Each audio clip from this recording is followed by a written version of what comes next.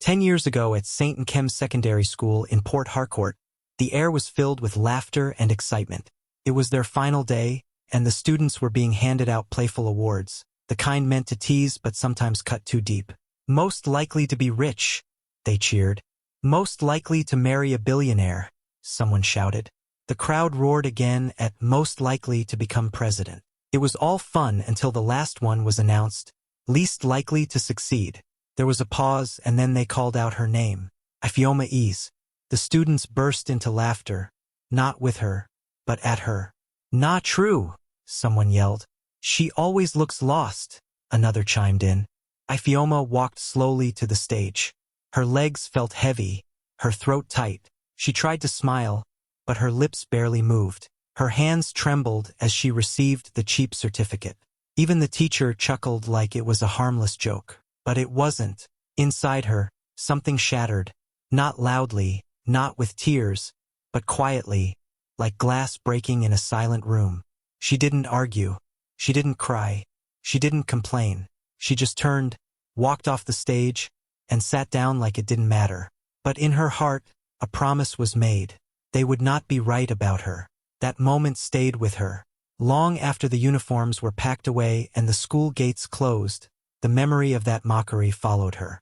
Every time she failed, she'd hear their laughter. Every time she doubted herself, she'd remember how confidently they all believed she would never make it. But Ifeoma wasn't bitter. She was determined. That cruel label handed out so casually became fuel. They had laughed that day like her story was already written. But what they didn't know was that Ifeoma had just begun writing her own. Quietly, without noise or applause, she was about to begin a journey that would prove every single one of them wrong, and even surprise herself. After graduation, while her classmates shared pictures from airports, fancy dinners, and new universities, Ifeoma stayed behind in Port Harcourt, unnoticed and forgotten. There were no celebration posts for her. She didn't travel, didn't get a scholarship, didn't take a gap year. She helped her aunt sell food at a small roadside stall. Every day, she balanced trays of hot jollof rice and bowls of pepper soup, not with shame, but with quiet strength. Her father had passed away, and her mother was battling illness. There was no backup plan. Paying rent and buying medicine came before dreams. School fees felt like luxury, but she didn't complain. In the middle of heat, noise, and exhaustion, Ifeoma began building herself. She borrowed torn books from neighbors. She searched cybercafes for free courses. Her phone was old and slow, but every night she pressed play on motivational videos, watching people talk about how pain becomes power. Even when Nipa took light, she'd light a candle, take notes, and whisper the lessons to herself like prayer. No one noticed the girl with the Gary sack was slowly building a future in her head. One day, as she crossed a busy street with a bag of groceries, she locked eyes with a former classmate. He was inside a tinted car, laughing with friends. His eyes met hers. Then came the smirk, a familiar, mocking look. She knew what he was thinking. Still the least likely. But she just smiled. Not because it didn't hurt, it did, but because she knew he didn't see what was happening inside her. He saw a girl in old slippers carrying Gary. But he didn't see the free certification course she had just passed. He didn't know she'd taught herself 3 new tech skills in the past month. He didn't know that every night, when the world was sleeping, she was rewriting her story in silence. Ifeoma wasn't chasing applause. She was chasing change. And though her climb was lonely, she wasn't climbing for them to see. She was climbing because One hot afternoon, Ifeoma was delivering food trays to a small NGO office not far from her aunt's stall. She had done this many times before, quietly setting the bowls down and leaving without much notice. But that day, as she wiped sweat from her face and waited to collect the empty containers, she overheard a staff member sigh in frustration. "We need someone to organize these digital files. It's a mess," the woman complained. No one responded. People were busy, uninterested, but something in Ifeoma's chest pushed her forward. "I can do it," she said, her voice barely loud enough. The woman looked up, surprised. "You know Excel?" she asked, her tone doubtful. "Yes," Ifeoma replied, even though she had never used it in her life. But she wasn't lying to cheat, she was lying to fight. That night, she stayed awake with her cracked phone, watching tutorials, writing notes, and practicing on a borrowed laptop her cousin barely used. The next morning, she walked in with quiet confidence and got to work. She didn't just do what they asked. She impressed them. She color-coded, organized folders, and created simple systems that made things easier for the whole office. They were shocked. No one expected that kind of detail from the girl who brought food. Within a week, they offered her a small paid position to keep helping part-time. From there, her world began to shift. One of the coordinators noticed her hunger to learn and recommended her for a youth empowerment workshop. At that workshop, she met a mentor who took interest in her journey. That mentor helped her apply for a digital internship program in Abuja. She was accepted. It was the first time she left Port Harcourt. No one clapped when she left. There were no goodbye parties, but she carried her small bag and big dreams quietly onto the bus. That one moment, speaking up when she almost stayed silent, had changed her direction. Without money, without a degree, without anyone opening doors for her, Ifeoma had. Years went by, and Ifeoma didn't slow down. Every step she took led to the next. From the small internship in Abuja, she gained real-world experience, learning not just about digital tools, but how to teach, manage projects, and speak with confidence. She spent her nights planning, learning, failing, trying again. While others looked for shortcuts, she focused on building something real. She began hosting free online sessions for girls in her neighborhood who couldn't afford school. Slowly, she saved up and launched her own digital skills academy. She named it Rise Her, because that's what she had done. She rose, and now she wanted to help others rise too. From a borrowed laptop and a small shared office, she taught young African women how to freelance, design websites, create content, and build businesses from their phones. It wasn't easy, but her impact was undeniable. Word spread. People noticed. By the time she turned 27, her story had been featured in The Guardian Nigeria. She had spoken at a tech summit in Accra and signed a partnership deal with an international foundation that supported women in tech. But Ifeoma wasn't the type to show off. She didn't post flashy things online. She didn't boast about her wins. She let her work speak. Every day, she showed up for her students. Every day, she reminded them, quietly, that their dreams were valid, no matter how small they started.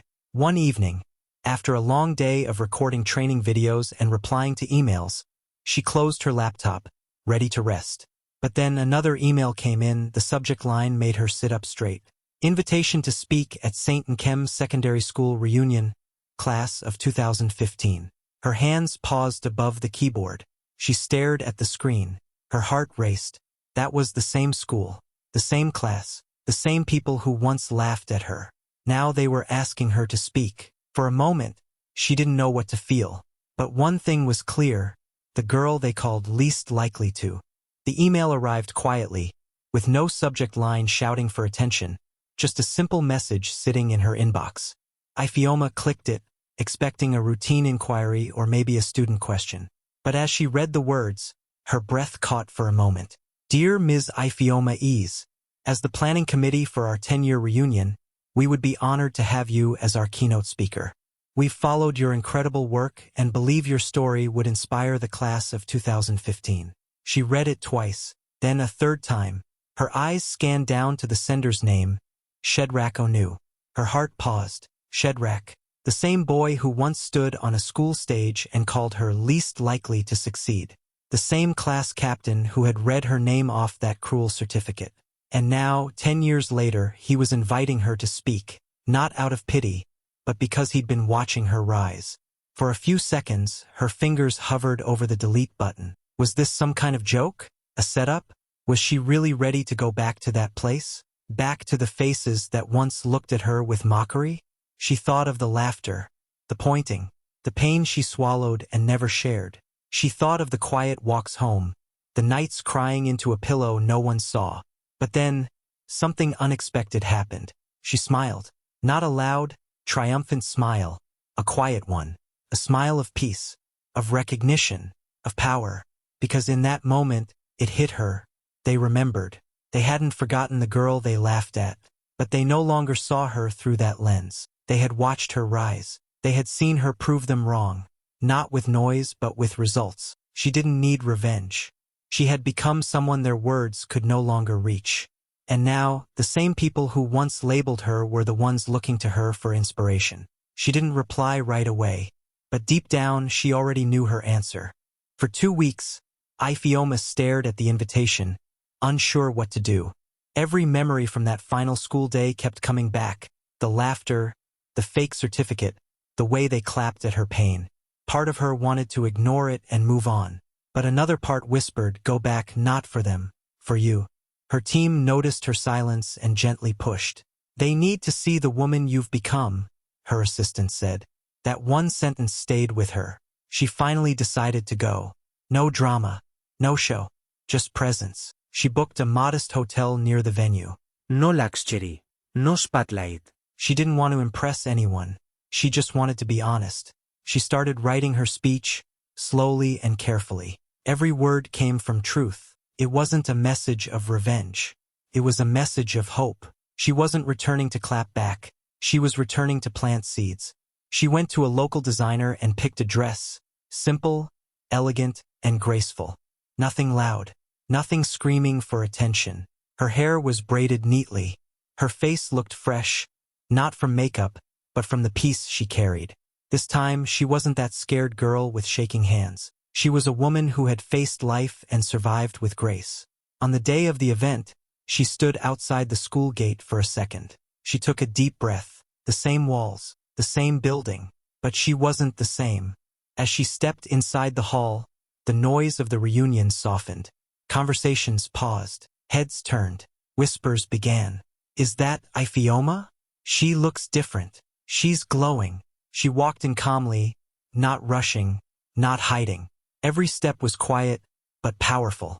No one had to announce her yet. Her presence had already done that. The same hall where she once stood broken was now filled with silence and curiosity. She wasn't there to relive the past. She was there to face it. And this time, she wasn't the one looking down. They were.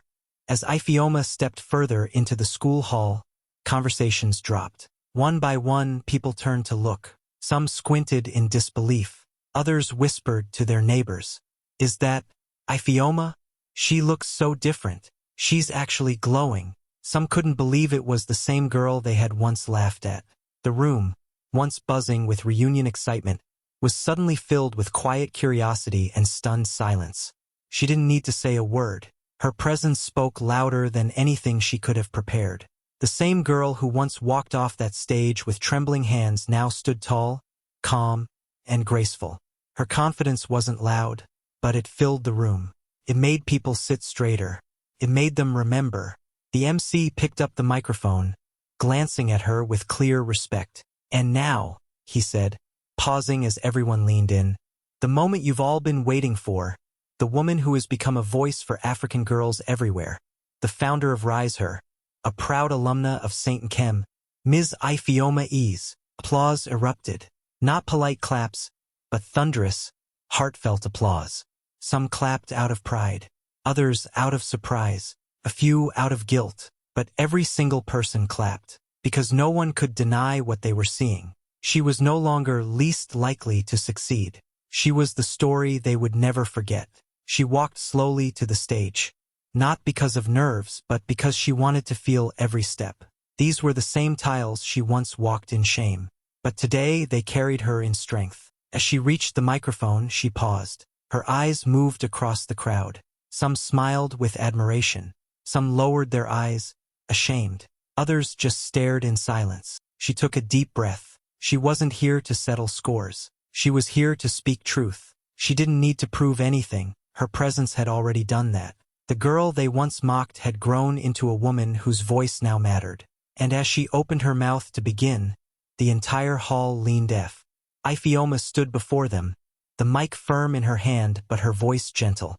"When I walked into this hall 10 years ago," she said, her eyes scanning the room, "I was voted least likely to succeed."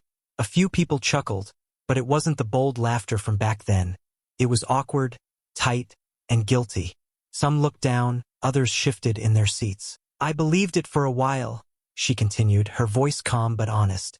"Because when the world repeats something often enough, you start to wear it like a skin. You stop seeing your own worth." The room grew still. No one moved. Every face was listening now. She didn't speak with bitterness. She spoke with truth. She shared how her father died, how her mother got sick, how she worked at her aunt's food stall and delivered meals just to survive. She talked about carrying Gary through the streets while her classmates flew abroad. She painted pictures of studying by candlelight, borrowing books, learning online with no data money. Then she told them about the moment everything began to change, when she said yes to organizing digital files, even though she didn't know Excel. That small lie, she admitted, wasn't to deceive anyone. It was a door she forced open with courage.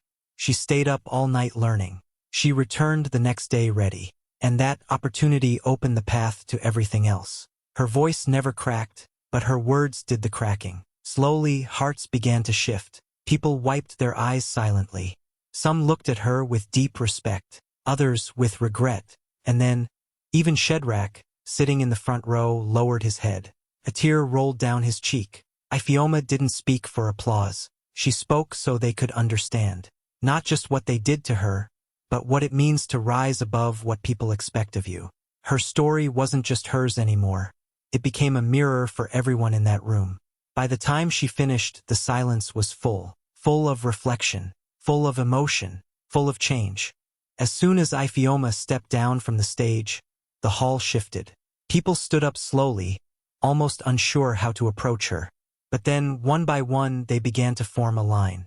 A few smiled nervously. Others had tears already forming. They weren't just coming to say, "Well done." They were coming to say something deeper. The first classmate hugged her tightly without saying a word. Another followed, this time with watery eyes. "I'm sorry," she whispered, holding Ifeoma's hand. "We were kids. We didn't know better." One by one, they came forward, each carrying their own small piece of guilt, regret, and awe. Some simply nodded, overcome with emotion. Some openly cried, no longer caring who was watching. But it was the last person in line who made the moment complete. Shedrack stood there, the same boy who once held that fake certificate, now a man facing the weight of his actions. He walked slowly, his face serious, his eyes full. When he reached her, he didn't speak right away. Then finally he said, "I was young. I was foolish. I didn't know what those words would do to you." His voice broke slightly. "I'm so sorry, Ifeoma." She looked at him for a long moment, not with anger, not with pride, just with quiet understanding. Then, she smiled soft and sincere. "I forgive you," she said gently. "Thank you for remembering me, and for inviting me." He exhaled, as if releasing something he'd carried for years. Then they hugged. It wasn't forced. It wasn't awkward. It was human, real. And as they stood there, wrapped in a moment only they could understand, something lifted. The room felt different. The people, the air, everything was lighter, as if all the weight of the past had finally been set down. Ifeoma hadn't come back for applause. She hadn't returned to prove a point. She came back to close a chapter. And in doing so, she gave everyone else a chance to heal too. As the reunion came to a close, people slowly left the hall, still moved by everything they had witnessed. Laughter had turned to reflection, and memories had been replaced with new respect. Ifeoma stepped outside the building quietly, her heart full. She walked toward the school gate, the same gate she had walked through 10 years ago, feeling small and invisible. She paused there, staring at it. The old, fading sign, the cracked sidewalk, the same dusty road. But everything felt different now.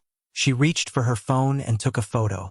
Not for social media, not for likes, just for herself. A quiet reminder of how far she had come. In that moment, she realized she was no longer the girl who once walked out of those gates with tears in her eyes and doubt in her chest. She wasn't hiding behind silence or shame anymore.